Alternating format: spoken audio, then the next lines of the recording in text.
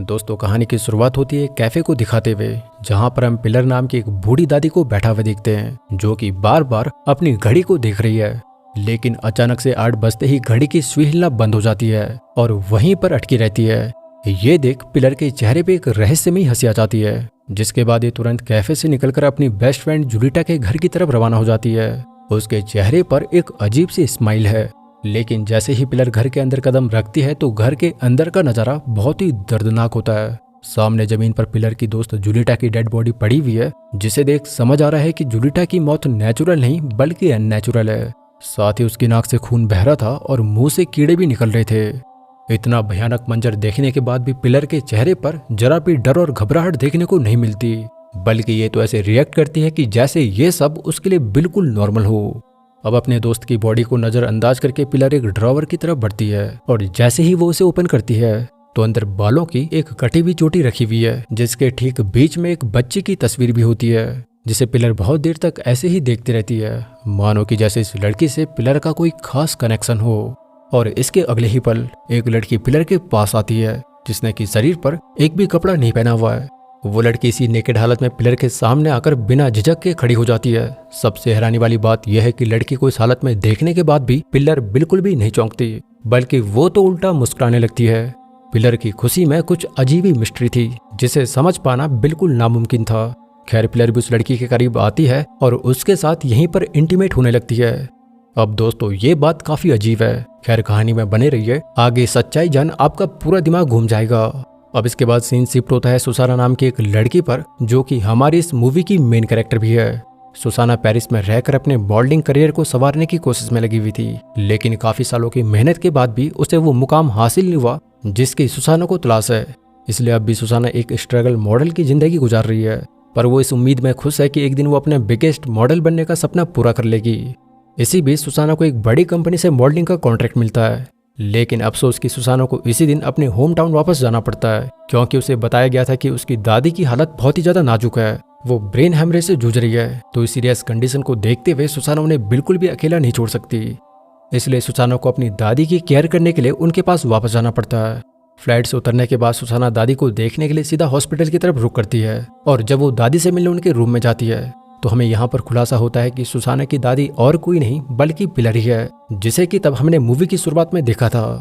Pillar अचानक से जमीन पर गिरकर बेहोश हो गई थी, और इसी सीरियस कंडीशन को देखते हुए पिलर के पड़ोसी उसे हॉस्पिटल लेकर आए थे, और अगर उसे सही वक्त पर हॉस्पिटल नहीं लाया जाता तो पिलर की जान भी जा सकती थी। अब ये सब सुनने के बाद सुसाना काफी परेशान हो जाती है, क्योंकि उसे लग रहा था कि ऐसे मुश्किल वक्त में पिलर को अकेला छोड़ना सही नहीं है।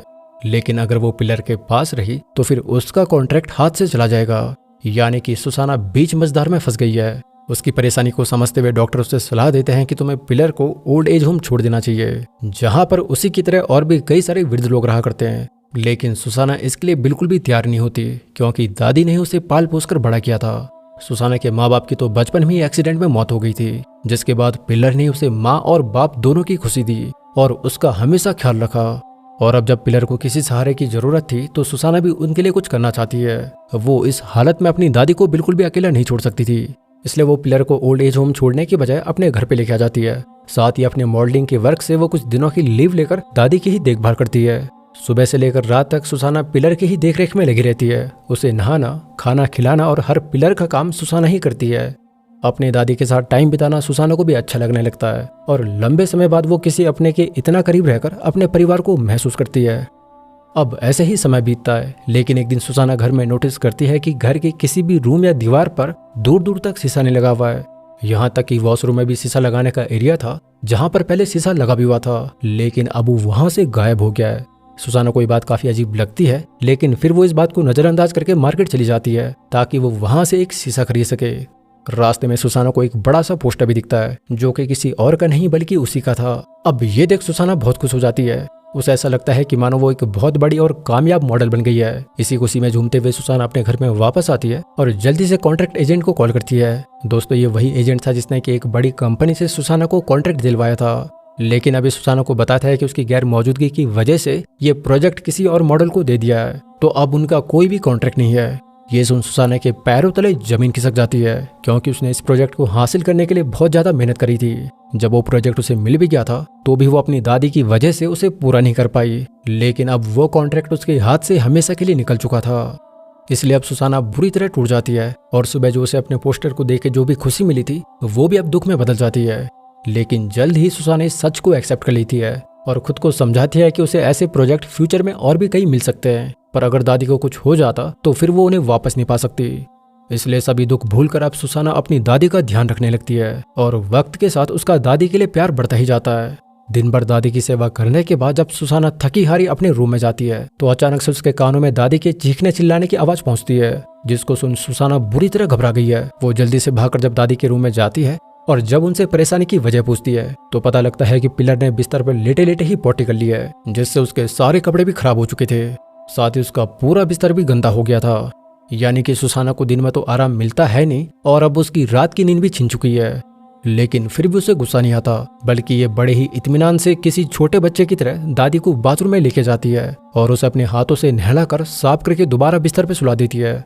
अब सब काम खत्म करने के बाद सुसाना भी थकी हारी अपनी बिस्तर पर लेटते ही सो जाती है। वो इतनी गहरी नींद में सोती है कि उसे बिल्कुल भी होश नहीं रहता। लेकिन आधी रात में सुसाना को कमरे में किसी की मौजूदगी का एहसास होता है। सुसाना को ऐसा लगता है कि मानो जैसे कोई उसकी बेड शीट नीचे खींच रहा है, उसके शरीर से कपड़े उतारने की कोशिश कर रहा है। लेकिन नींद के नशे में चूर सुसाना आंखें खोलकर इसे देख नहीं पाती। लेकिन हम देखते हैं कि ये सब हरकतें और कोई नहीं बल्कि उसकी दादी पिलर ही कर रही है। अब इसके बाद पिलर सुसाना के मुंह में अपनी उंगली डाल देती है और ऐसा होते ही सुसाना झटपटाकर उठ जाती है, यानी कि ये सिर्फ एक सपना था।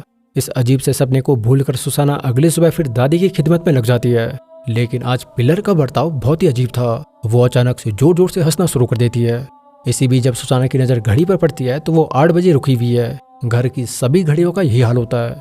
लेकिन हर बार की तरह इस बात को भी इग्नोर कर सुसाना नहाने चली जाती है। इसी बीच पिलर से मिलने एक ईवा नाम की लड़की आती है, जो कि पिलर की उसी दोस्त की पोती है जिसे मूवी की शुरुआत में हमने मरा हुआ देखा था। सुसाना को देख ईवा बहुत खुश होती है और उसे बताती है कि हम दोनों बचपन में काफी अच्छे दोस्त हुआ करते थे। लेकिन सुसाना ईवा को बिल्कुल भी नहीं पहचान पाती। जब वो ईवा का नाम सुनती है तो भी उसे कुछ याद नहीं आता। सुसाना को तो ऐसा लगता है कि जैसे वो ईवा से पहली बार मिल रही है। खैर ईवा उसे बताती है कि वो उसकी दादी पिलर से मिलने यहाँ पर आई हुई है और अक्सर वो यहाँ पर पिलर से मिलने आती ही रहती है। साथ ही पिलर जब कभी दरवाजा ना खोल सके तो इसके लिए उसने ईवा को इस घर की चाबी भी दे रखी है। अब ये काफी अजीब बात है, किसी को अपने घर की चाबी देना बिल्कुल ही गलत है। लेकिन ईवा पिलर का ख्याल रखती है तो ये बात सुसाना को उतनी अजीब नहीं लगती। सुसाना अपने काम के सिलसिले में 2 दिन के लिए पेरिस जाना चाहती है, लेकिन उसे दादी को भी अकेला नहीं छोड़ना था। इसीलिए अब सुसाना किसी नर्स को हायर करने का फैसला करती है, जिससे उसके पेरिस चले जाने के बाद वो नर्स पिलर की देखभाल कर सके। लेकिन जब ये बात पिलर को पता चलती है तो उसे बिल्कुल भी अच्छा नहीं लगता। वो नहीं चाहती थी कि सुसाना उसे किसी नर्स के हवाले छोड़कर पेरिस जाए। इसी बात से नाराज होकर पिलर दिन भर सुसाना से बात भी नहीं करती और गुस्से में अलग ही बैठी रहती है। लेकिन रात को दादी को समझा बुझाकर सुसाना उसे उसके कमरे में लेके जाती है और उसे सुलाकर जब वो वापस अपने कमरे की तरफ बढ़ती है तो उसे घर में किसी के जलने की आहट महसूस होती है। फिर इसे ऐसा लगता है कि जैसे किसी ने मेन डोर ओपन किया हुआ है। सुसाना जल्दी से मेन डोर को चेक करती है और ये देखकर हैरान होती है कि पिलर वहां पे खड़ी हुई है, जबकि अभी अभी सुसाना पिलर को कमरे में सुलाकर आई थी। सुसाना देखती है कि पिलर दरवाजा खोलकर बाहर किसी से बात कर रही है। अब इतनी रात वो किससे बातें कर रही है? देखने के लिए जब सुसाना उसके पास जाती है तो उसके पसीने छूट जाते हैं, क्योंकि दरवाजे पर कोई भी नहीं था। लेकिन फिर भी पिलर किसी से बात कर रही थी और वो भी जोर जोर से हंसते हुए। ईवा बुरी तरह डर गई है। इतना ही नहीं कि तभी अचानक दरवाजा अपने आप बंद हो जाता है और फिर पिलर भी एकदम से कहीं पर गायब हो जाती है, जिससे सुसाना का डर अब और भी ज्यादा बढ़ जाता है।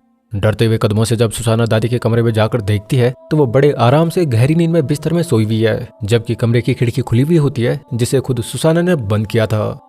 घर में हो रही इन अजीब चीजों को देखकर सुसाना बहुत ही ज्यादा डर गई है। उसके डर में इजाफा तब और हो जाता है जब अचानक से पिलर के कपड़े ऊपर उठ जाते हैं और एकदम से उसे दौरे पड़ने लगते हैं। पिलर को सांस लेने में दिक्कत होने लगती है और साथ ही उसके पेट में कुछ अजीब सी मूवमेंट होती हुई दिखाई पड़ती है। ये सब देखकर तो सुसाना के बुरी तरह पसीने छूट जाते हैं, लेकिन फिर अगले ही पल सब कुछ नॉर्मल हो जाता है। सुसाना किसी तरह पिलर को संभाल कर उसे सुला देती है, पर अब उसकी खुद की रातों की नींद उड़ गई है। घर में काफी अजीब तरह की घटनाएं हो रही है और पिलर काफी अजीब तरह से बिहेव कर रही है। सुसाना की अब रातों की नींद हराम हो चुकी है। सुसाना जानती थी कि दादी के साथ जो भी हो रहा है वो बिल्कुल भी नॉर्मल नहीं है। घर में अजीब अजीब तरह की घटनाएं किसी अदृश्य ताकत की तरफ इशारा कर रही थी। खैर अगली सुबह सुसाना अपनी बचपन की डायरी पढ़ती है और इसे यहाँ पर पता चलता है कि पिलर और उसका बर्थडे एक ही दिन पर पड़ता है, इसलिए ये दोनों अपना बर्थडे एक ही साथ सेलिब्रेट किया करती थी। इस डायरी में ये भी लिखा हुआ था कि एक बर्थडे पार्टी में पिलर की दोस्त जूलिटा और उसकी पोती ईवा भी आई हुई थी। यानी कि सच में ईवा और सुसाना एक दूसरे को बचपन से जानती थी, पर सुसाना को अब कुछ भी याद नहीं था, न ही उसे ये याद था कि ये दोनों कभी बेस्ट फ्रेंड हुआ करती थी। अब दोस्तों ये बात वाकई में काफी अजीब है, लेकिन आगे सच्चाई जान आप सब कुछ समझ जाओगे। इस बर्थडे पार्टी में एक ऐसी घटना घटी थी जिसने कि हर किसी को हैरान कर दिया था। सुसाना को डायरी से पता चलता है कि जूलिटा और पिलर ने साथ मिलकर ईवा और सुसाना की चोटी काट दी थी। इतना ही नहीं कि इन दोनों बच्चियों को इन्होंने कुछ अजीब ड्रिंक्स पीने को भी दी थी। इस ड्रिंक को पीने के बाद रात भर सुसाना को भयानक सपने भी आए थे। सपने में इसकी दादी यानी कि पिलर बहुत ही डरावने रूप में दिखाई दी थी। ये रूप इतना खौफनाक था कि वो पिलर को देखकर सपने में ही बहुत ज्यादा डर गई थी। ये सब पढ़ने और जानने के बाद सुसाना का डर अब और भी ज्यादा बढ़ जाता है, क्योंकि इसी तरह का सपना उसने कल रात को भी देखा था। वही डर, वही खौफ और वैसा ही सपना, लेकिन ये सब उसे बार बार क्यों दिख रहा है, ये बात सुसाना को समझ नहीं आती। एक तरफ जहां सुसाना के साथ बहुत ही अजीब हो रहा था, तो वहीं दूसरी तरफ उसका करियर भी डाउन होता जा रहा था। इसे पता चलता है कि जिस कैंपेन के लिए वो काम कर रही थी वो भी उसके हाथ से जा चुका है, यानी कि हर मॉडलिंग प्रोजेक्ट उसके हाथ से फिसलता जा रहा था, जबकि सुसाना चाहकर भी कुछ नहीं कर पा रही थी। एक तरफ तो सुसाना अपने प्रोफेशन को लेकर काफी ज्यादा चिंता में थी, तो वहीं दूसरी तरफ उसके डरावने सपने उसे चैन से सोने भी नहीं देते। अक्सर सुसाना सपनों में खुद को बूढ़े रूप में देखती है। सपने में उसके दांत गिरने लगते हैं, बाल झड़ना शुरू हो जाते हैं और स्किन पर झुर्रियां भी पड़ने लगती है। फिर इसी तरह से अचानक से उसकी उम्र पिलर जितनी ही हो जाती है। अपने इस भयानक रूप को देख वो बुरी तरह डर जाती है। अगली सुबह जब सुसाना नींद से जागती है तो वो बिल्कुल हैरान रह जाती है, क्योंकि उसकी दादी का ब्लैंकेट उसके पास था, जबकि दादी सुसाना की डॉल लेकर सो रही थी। अब ये सब देख सुसाना को यकीन हो जाता है कि दादी का रात में उसके कमरे में आना सिर्फ उसका वहम नहीं था, बल्कि वो वाकई में उसके कमरे में आती है। खैर कुछ टाइम बाद सुसाना मार्केट चली जाती है और जब वो घर आकर देखती है तो उसे पिलर घर पे कहीं पर भी नजर नहीं आती। वो पिलर को हर कमरे में ढूंढती है, लेकिन अब पिलर घर से ही गायब है। सुसाना बुरी तरह घबरा गई थी। वो पिलर को बाहर रोड में भी देखने को जाती है और उसे घर के चारों तरफ भी ढूंढती है, लेकिन अपनी दादी पिलर उसे कहीं पर भी नजर नहीं आती। तो फिर अब सुसाना पुलिस को कॉल कर देती है, लेकिन फिर अगले ही पल पिलर उसे कुर्सी पर बैठी हुई दिखाई देती है, जो अपने सामने वाली दीवार को एकटक घूरे ही जा रही है। उसे देख के ऐसा लगता है कि जैसे वो कहीं पर गई नहीं थी। सुसाना के लिए सच में ही काफी शॉकिंग मोमेंट था। एक तरफ सुसाना को दादी की इन हरकतों को देख उनकी चिंता खाई जा रही थी, तो वहीं दूसरी तरफ उसे मॉडल प्रोजेक्ट के सिलसिले में बॉस से अर्जेंटली मिलने भी जाना था। लेकिन दादी को अकेला छोड़ना बिल्कुल भी सही नहीं है, इसलिए एक नर्स को पिलर की देखरेख के लिए बुला देती है। इस नर्स का नाम था एडेल, जो कि देखने में जितनी स्वीट थी उतनी ही नेचर वाइज भी काफी फ्रेंडली थी, इसलिए सुसाना को वो काफी पसंद आती है। और वैसे भी इस नर्स के अलावा इसके पास कोई और ऑप्शन नहीं था, इसलिए एडेल से मिलकर सुसाना को बहुत अच्छा लगता है, क्योंकि अभी दादी को उसके भरोसे छोड़कर अपने बॉस से मिलने जा सकती थी। सुसाना जल्दी से पेरिस की टिकट बुक कर लेती है, लेकिन फिर दादी कुछ ऐसा करती है जिससे सुसाना का दिमाग पूरी तरह से घूम जाता है। दरअसल पिलर अचानक से खिड़की के पास जाकर खड़ी हो जाती है और बाहर देखकर वो कुछ मंत्र वगैरह पढ़ने लगती है। साथ ही वो अपने हाथ से कुछ अजीब सा रिचुअल भी परफॉर्म करती है। ये सब देख सुसाना पूरी तरह स्तब्ध है। उसे समझ नहीं आता कि आखिर दादी ये क्या कर रही है और वो बाहर की तरफ क्यों देख रही है। इसी सच्चाई का पता लगाने के लिए जब सुसाना विंडो के पास जाकर देखती है तो उसे बाहर एडेल नजर आ जाती है, जो कि रोड से जा रही है। लेकिन तभी अचानक से एक गाड़ी आकर उसे हिट कर देती है। ये एक्सीडेंट इतना भयानक होता है कि एडेल खून से लहूलुहान हो जाती है। अब ये देख सुसाना समझ जाती है कि एडेल की इस हालत के पीछे पिलर का ही हाथ है। हाथों की मूवमेंट और वो चैंट्स ब्लैक मैजिक का ही हिस्सा थे, जिसकी मदद से पिलर ने एडेल को मौत की नींद सुला दिया। दरअसल पिलर चाहती ही नहीं कि सुसाना उसे छोड़कर कहीं बाहर जाए। जब सुसाना डरते हुए दादी की तरफ देखती है तो वह क्रीपी सी स्माइल देती है, जो कि उसकी खौफनाक सच्चाई को बता रही है। और अब ये देख सुसाना का शक अब यकीन में बदल जाता है कि एडेल को उसी ने मारा है। इस खौफनाक सच्चाई के बाद सुसाना बहुत ही ज्यादा डर जाती है। उसकी इतनी हिम्मत नहीं होती कि ये घर में वापस अंदर चली जाए। दादी का खौफ उसके दिलो दिमाग में इस कदर बैठ जाता है कि ये घर भी नहीं जा पाती और एक रेस्टोरेंट में जाकर बैठ जाती है। दादी की हरकत को याद कर सुसाना बहुत रोती है और पूरा दिन रेस्टोरेंट में ही गुजारती है। रात में जब रेस्टोरेंट बंद होता है तो ये एक फुटपाथ पर जाकर बैठ जाती है, लेकिन फिर भी वो घर नहीं जाती, क्योंकि अब घर तो इसके लिए एक भूत बंगला बन गया था। खैर सुसाना किसी तरह रात फुटपाथ पर ही जाकर बिता देती है। अगली सुबह जब हिम्मत करके सुसाना घर पे जाती है तो दादी ठीक वैसे ही खिड़की पर खड़ी होती है जैसा कि सुसाना उसे कल छोड़कर गई थी, यानी कि वो कल से अपनी जगह से हिली ही नहीं। सुसाना को अब दादी के साथ रहना बिल्कुल भी ठीक नहीं लगता। तभी उसे डॉक्टर की कही गई बात याद आती है जब डॉक्टर ने उसे दादी को ओल्ड एज होम छोड़ने की सलाह दी थी। हालांकि पहले सुसाना इसके लिए बिल्कुल भी तैयार नहीं थी, लेकिन अब उसे यही सही रास्ता लग रहा है। इसलिए ये दादी का सारा सामान पैक करती है और दादी को ओल्ड एज होम छोड़ के आ जाती है। दुखी मन से घर लौटने के बाद सुसाना जल्दी से अपने एजेंट को कॉल कर इन्फॉर्म करती है कि वो काम के सिलसिले में उसके पास आ रही है। सुसाना की फ्लाइट शाम की है, इसलिए जल्द से जल्द जाने की तैयारियां शुरू कर देती है। टाइम बहुत कम था और इसने कुछ खाया भी नहीं था, इसलिए फटाफट से किचन में जाकर अपने लिए खाना बनाती है। जैसे ही अंडा फोड़ कर ये पैन में डालती है तो ऑमलेट एकदम से काला पड़ जाता है, साथ ही साथ उसमें कीड़े भी पड़ जाते हैं। अब ये देख सुसाना का दिल ही बाहर आ गया। सुसाना के बुरी तरह पसीने छूट जाते हैं। इससे पहले कि ये कुछ समझ पाती कि इतने में टीवी पर एक न्यूज आती है जिसमें बताया जाता है कि ओल्ड एज होम में आग लग गई है, सब कुछ तबाह हो गया है और सब लोग आग में झुलस कर मारे गए। अब ये सब सुनने के बाद सुसाना काफी सैड हो जाती है, क्योंकि ये वही ओल्ड एज होम था जहाँ पर सुसाना पिलर को छोड़कर आई थी। इतने बड़े हादसे में शायद उसकी दादी पिलर भी मारी गई होगी और पिलर की मौत का कसूरवार वो खुद को मानती है। लेकिन उसकी तब रूह कांप जाती है जब वो पिलर को घर में देखती है, यानी कि पिलर उस हादसे से भी बचकर घर में आ गई है। इतने बड़े हादसे में आखिरकार पिलर कैसे बच गई, यही बात सुसाना को समझ नहीं आती। पिलर के शरीर पर ना तो कोई चोट थी और ना ही जले का निशान। ऐसा लगता है कि मानो वो इस हादसे से बचकर पहले ही यहाँ पर आ गई थी। सुसाना का चेहरा पूरी तरह डर और घबराहट से भर गया था, क्योंकि वो जानती है कि उसकी दादी पिलर काला जादू भी करती है। सुसाना की इस हालत को देख पिलर काफी मुस्कुराती है। सुसाना का सारा सामान पैक था और उसे अभी पेरिस के लिए निकलना था, लेकिन दादी को फिर से अकेला छोड़ने पर सुसाना का दिल राजी नहीं होता, क्योंकि जैसे भी हो दादी ही उसका पूरा परिवार है।